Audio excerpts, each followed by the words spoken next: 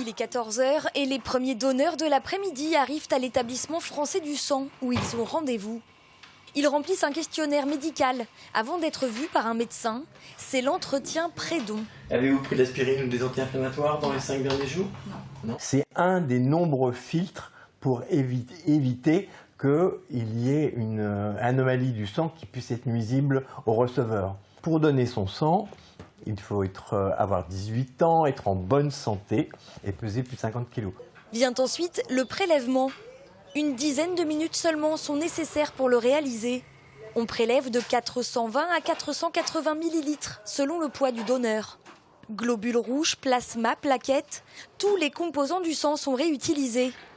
Une femme qui a perdu du sang pendant un accouchement difficile, un accidenté de la route, un malade du cancer, un enfant souffrant de déficit immunitaire, tous ont un besoin vital de produits sanguins.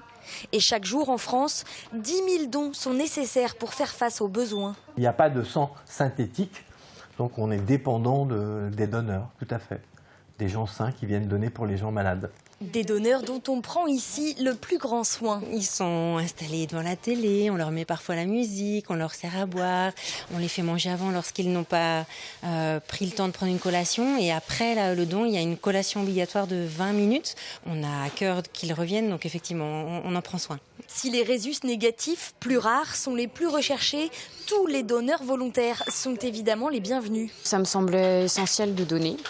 C'est indolore, ça prend pas beaucoup de temps et voilà, c'est simple. Je donne pas pour le recevoir, mais je me dis qu'un jour, il n'est pas impossible que j'ai besoin.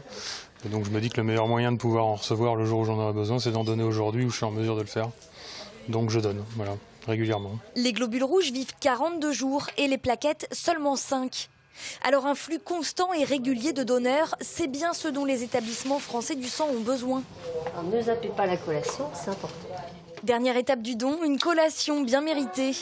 Chaque donneur sera resté environ 45 minutes au sein de l'établissement.